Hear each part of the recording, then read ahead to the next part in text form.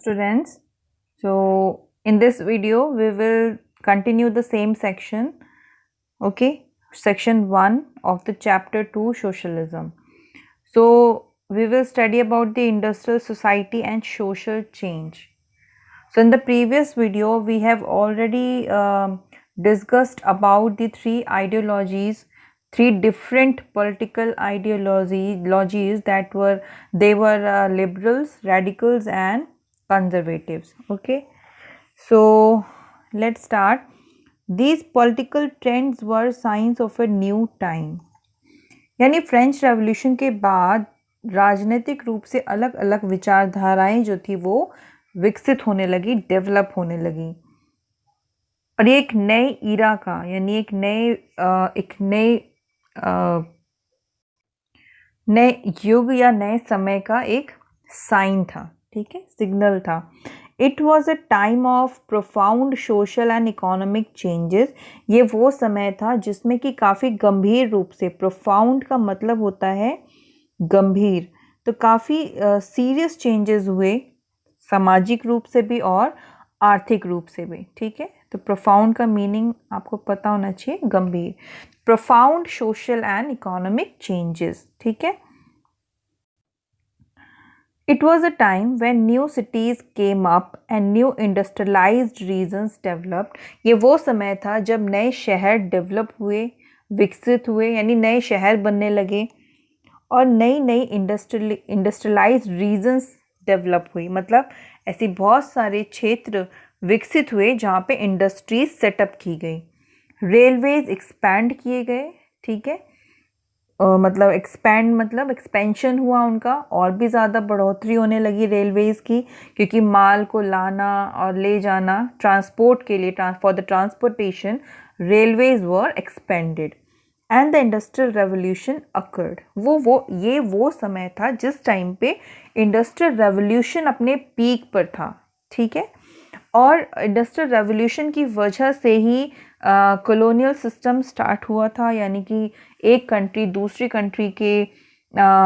दूसरे कंट्री में जाकर अपनी कॉलोनी सेटअप करती थी, ट्रेड करती थी, ओके, रॉ मटेरियल खरीदती थी, फिर उनका गुड्स बनाती थी, फिर उनको बेचती थी. मतलब मार्केटिंग करने के लिए दूसरे देशों का इस्तेमाल किया जाता था, वो मार्केट्स बन गई थी, ठीक है. Industrialisation brought men, women and children to factories.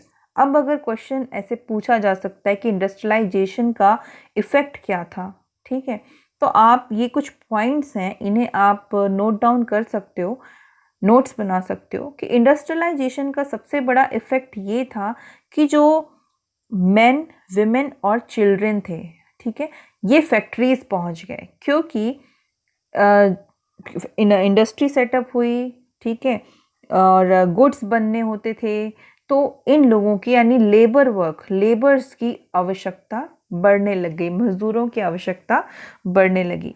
Work hours were often long. Working hours मतलब काम करने के समय जो होते थे या जो घंटे होते थे वो काफ़ी लंबे होते थे, लॉन्ग होते थे. Wages were poor.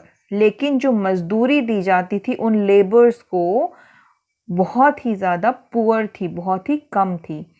Unemployment was common. और उस दौरान भी अनएम्प्लॉयमेंट, बेरोज़गारी काफ़ी एक आम बड़ी समस्या थी, particularly during times of low demand for industrial goods.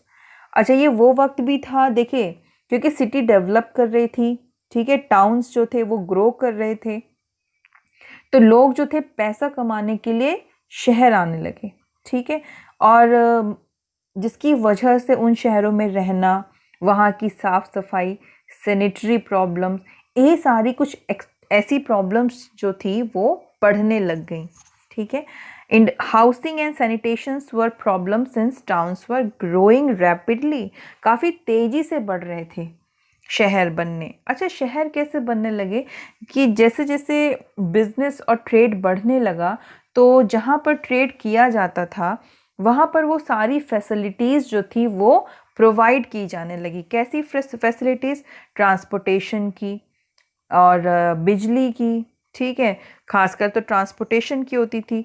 एक जगह से दूसरी जगह माल लाना, ले जाना, इसके लिए प्रॉपर एक तैयारी की गई ट्रांसपोर्टेशन की, सड़कें बनवाना, रेलवे एक्सपेंड हुए, तो और शॉप्स, बहुत सारी दुकानें खुलने लगी। तो इससे क्या होता था, चीज़ें बड़ी आसानी से अवेलेबल होने लगती थी वहाँ पर, जिसकी वजह से जितने भी वो एरिया जहाँ पर ट्रेड किया जाता था, या जो वो शहर जहाँ पे बिजनेस वगैरह होता था, जो डेवलप्ड होता था, वो कंजेस्टेड भी होता था। वहाँ लोग आकर काम के लिए, अपने रोज़गार के लिए आकर वहाँ पर रहते थे। जैसे कि आज भी यही होता है, लोग गाँव से शहर की ओर आते हैं कमाने के लिए, यहीं बस जाते हैं। इस तरीके से पॉपुलेशन जो है वो शहरों में बढ़ने लगती है। So liberals and radicals searched for solution to these issues. अभी जो समस्याएं खड़ी हो रही थी, हाउसिंग की, रहने की जगह कम पड़ रही थी, सैनिटेशन नहीं था प्रॉपर, गंदगी बढ़ने लगी। जैसे जैसे लोग एक जगह पर जब बहुत ज़्यादा लोग इकट्ठा होने लगते हैं तो सैनिटेशन प्रॉब्लम भी होती है। सैनिटेशन का मतलब है साफ सफाई, ओके। और इंडस्ट्रियल गुड्स की भी डिमांड जो थी वो लो हो रही थी। तो इस तरीके से unemployment, low demand for industrial goods, housing, sanitation, ठीक है, ये सारी जो थी इंडस्ट्रियलाइजेशन की वजह से ये प्रॉब्लम्स जो थी वो बढ़ रही थी। तो लिबरल्स और रेडिकल्स जो थे उन्होंने कुछ सॉल्यूशंस निकाले इन इश्यूज के, ठीक है। Almost all industries were the property of individuals. जितनी भी इंडस्ट्री सेटअप की गई वो ज़्यादातर इंडिविजुअल्स की होती थी। इंडिविजुअल्स मतलब मान लीजिए कोई एक बिजनेसमैन है, उसने कपड़े के लिए एक फैक्ट्री यानी एक मिल खोली है, तो वो क्या हुआ, जो भी प्रॉफिट कमाएगा वो एक इंडिविजुअल कमाएगा, वो खाली वो एक व्यक्ति कमाएगा, ठीक है। इससे बाकी लोगों का क्या फ़ायदा हुआ? हाँ, ये है कि उस एक व्यक्ति ने जब फैक्ट्री खोली तो कुछ लोगों को एम्प्लॉयमेंट दे दिया, रोज़गार दे दिया। इससे इससे ज़्यादा तो उसने और कोई सोसाइटी के लिए खास काम नहीं किया, ठीक है। Liberals and radicals themselves were often property owners. हमने ये पढ़ा था कि लिबरल्स जो थे, उदारवादी, उनका मानना था कि समाज में जो वेल्दी, जो मैन ऑफ प्रॉपर्टी यानी जो वेल्दी पीपल हैं, वही सरकार चुन सकते हैं, राइट टू वोट उन्हीं को मिलना चाहिए, और वो प्राइवेट प्रॉपर्टी के हक में भी थे। रेडिकल्स भी थे। रेडिकल्स प्राइवेट प्रॉपर्टी के अगेंस्ट नहीं थे, लिबरल्स और रेडिकल्स दोनों ही। रेडिकल्स बस ये चाहते थे कि जो प्रॉपर्टी है सोसाइटी में, जो वो प्रॉपर्टी कुछ लोगों के हाथ में ना हो, उन्हीं के हाथ में कंसंट्रेटेड ना रहे, ठीक है। और भी जगह पे लोग, और भी लोगों को प्रॉपर्टी खरीदने का या बेचने का अधिकार होना चाहिए। So having made their wealth through trade और इंडस्ट्रियल वेंचर्स। अच्छा, ये किस तरह से वेल्दी हुए, जो रिच पीपल थे, किस तरह से इनके पास पैसा आया? क्योंकि उन्होंने ट्रेड किया, ट्रेड या फिर इंडस्ट्रियल वेंचर्स किए, कि दूसरे देश में जाकर ट्रेड करना या दूसरे देश के साथ ट्रेड करना। इस तरीके से जो व्यापार होता था, उसी की वजह से लोग रिच होते चले गए। And they felt that such effort should be encouraged, that it's benefits would be achieved if the work force in the economy was healthy and citizens were educated। अब liberals और radicals, इनका मानना ये था, हालांकि ये wealthy people ही हुआ करते थे, इनका मानना ये था कि अगर सोसाइटी में डेवलपमेंट चाहिए या फिर ट्रेड और भी ज़्यादा बढ़े, ग्रो करे, उसके लिए बहुत ज़रूरी है जो वर्क फोर्स है, ठीक है, वो वर्क फोर्स हेल्दी होना चाहिए। वर्क फोर्स का मतलब होता है जो श्रमिक होते हैं, यानी जो मजदूर होते हैं, ठीक है। तो वर्क फोर्स का, तो रेडिकल्स और लिबरल्स का मानना था कि हम इस ट्रेड को और भी ज़्यादा बढ़ा सकते हैं, इनकरेज कर सकते हैं, यदि जो वर्क फोर्स यानी जो लेबर्स हैं उनके राइट्स के भी बारे में सोचा जाए। अगर वो हेल्दी होंगे, ठीक है, और जो सिटीजन्स हैं और जो नागरिक हैं वो पढ़े लिखे होने चाहिए, उससे भी काफ़ी बेनिफिट जो है वो ट्रेड को मिलेगा और इन लिबरल्स या रेडिकल्स को मिलेगा, और इससे सोसाइटी भी चेंज होगी। Opposed to the privileges the old aristocracy had by birth. अच्छा, रेडिकल्स और जो लिबरल्स थे वो अपोजिशन में थे, किसके? जो प्रिविलेजेस दी जाती थी, जो खास अधिकार प्राप्त थे अरिस्टोक्रेसी को बाय बर्थ, ठीक है, जन्म से अधिकार, जैसे राजा का बेटा राजा बनेगा, तो ये बाय बर्थ एक प्रिविलेज दी गई, ठीक है। इसके अगेंस्ट में थे लिबरल और radicals. They firmly believed in the value of individual effort, labour and enterprise. वो ये चाहते थे कि जो इनकरेज करना चाहिए इंडिविजुअल एफर्ट को, यानी हर एक व्यक्ति में जो भी काबिलियत है उसको अपॉर्चुनिटी दें, अवसर दें कि वो अपनी उस काबिलियत का इस्तेमाल करे, समाज के काम आए। लेबर जो है, जो मज़दूर हैं और जो उद्योग हैं, हमें इन तीनों चीज़ों पर ज़्यादा फोकस करना चाहिए, ठीक है। ये तीनों चीज़ें बहुत इम्पॉर्टेंट हैं, इन्हें वैल्यू करनी चाहिए, इनकी इम्पॉर्टेंस करनी चाहिए या इनको बढ़ावा देना चाहिए। If freedom of individuals was ensured, so if freedom of individuals was ensured, if the poor could labor and those with the capital could operate with restraint, मतलब क्या है? if freedom of individuals was ensured, अगर हर एक व्यक्ति की स्वतंत्रता को protection दी जाए, उन्हें एंश्योर किया जाए कि उनके अधिकारों को नहीं छीना जाएगा, उनकी स्वतंत्रता को नहीं छीना जाएगा। If the poor could labour, और अगर एक गरीब व्यक्ति लेबर कर सकता है, मजदूरी कर सकता है। एंड दोज विद कैपिटल मतलब वो लोग जिनके पास पूंजी है, पैसा है। कुड ऑपरेट विदाउट रिस्ट्रेंट, किसी भी तरह की रोक ना हो ऐसे लोगों पर। They believed that societies would develop, अगर जिनके पास पैसा है, पूंजी है, उन पर किसी तरह का अगर रुकावट ना लगाई जाए, ठीक है, जो गरीब लोग हैं वो लेबर कर सकें, हर एक इंडिविजुअल को उसकी फ्रीडम मिल जाए, यानी एक नेशन की जो यूनिट है, एक स्मॉल यूनिट, एक सिटीज़न, अगर उन सब का ख्याल रखा जाए, उनके अधिकारों का, स्वतंत्रता का उनको अवसर दिया जाए, तो सोसाइटी में डेवलपमेंट आ सकता है, ठीक है। ऐसा विश्वास था लिबरल्स और रेडिकल्स का।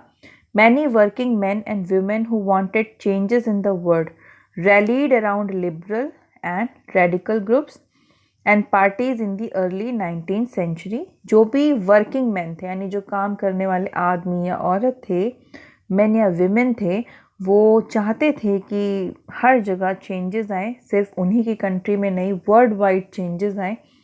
तो वो लोग लिबरल्स के साथ, रेडिकल्स के साथ या अदर किसी भी पार्टी के साथ रैलीज़ किया करते थे, ठीक है। और ये बात है अर्ली 19th सेंचुरी की, ओके। आगे चलते हैं। सम नेशनलिस्ट्स, लिबरल्स, रेडिकल्स, आप ये वर्ड्स रट लीजिए, nationalists, liberals, radicals, conservatives, okay, they wanted revolutions to put an end to the kind of governments established in Europe in 1815. Europe में 1815 में जिस भी तरह की सरकार बनाई जाती थी, ये सारे जो ग्रुप्स हैं, लिबरल, रेडिकल एंड नेशनलिस्ट्स, ये सब चाहते थे कि रेवोल्यूशन किया जाए, विद्रोह किया जाए और ख़त्म कर दिया जाए ऐसी सरकारों का जो इंडिविजुअल राइट्स के अगेंस्ट में हो, ठीक है, जो एनार्की या मोनार्की सिस्टम के पक्ष में हो, okay. In France, Italy, Germany and Russia, they became revolutionaries and worked to overthrow का मतलब है फेंकना, मतलब उखाड़ कर फेंक देना या तख्ता पलट देना, एग्जिस्टिंग मोनार्क्स। इन जिन भी कंट्रीज़ में मोनार्की सिस्टम था, वहाँ रेवोल्यूशंस हुए। जैसे ही फ्रांस में रेवोल्यूशन स्टार्ट हुआ, उसका प्रभाव उसकी आसपास की जो कंट्रीज़ थी या वर्ल्ड वाइड देखा जा सकता था। लोगों ने एनार्की सिस्टम के अगेंस्ट रेवोल्यूशंस करने स्टार्ट कर दिए थे। लोग मोनार्की सिस्टम के अगेंस्ट रेवोल्यूशन करने लगे थे। सो नेशनलिस्ट्स टॉक्ड ऑफ रेवोल्यूशंस। जो नेशनलिस्ट्स थे जितने भी, ठीक है, उन लोगों ने रेवोल्यूशन के बारे में बात करी, दैट वुड क्रिएट नेशंस जो ऐसे नेशन के बारे में बात करते थे या ऐसा नेशन, ऐसा राष्ट्र बनाना चाहते थे where all citizens would have, जहाँ पर सभी सिटीजन्स जो हैं इक्वल राइट्स, मतलब वो ऐसा नेशन चाहते हैं जहाँ पर सभी नागरिकों को समान अधिकार प्राप्त हो। आफ्टर 1815, 1815 के बाद Giuseppe Mazzini, okay, an Italian nationalist, ये एक इटली के रहने वाले नेशनलिस्ट थे। कंस्पायर्ड विद अदर्स, कंस्पिरेसी होती, कंस्पायर का मतलब होता है षड्यंत्र रचना। उन्होंने षड्यंत्र रचा, कॉन्स्पिरेसी की लोगों के साथ मिलकर to achieve this in Italy. क्या अचीव करना चाहते थे? ये वाली नेशनलिज्म जहाँ पर सभी लोगों को अधिकार प्राप्त हो, वो ये चाहते थे इटली में बदलाव लाना। तो उन्होंने कॉन्स्पिरेसी की लोगों के साथ मिलकर।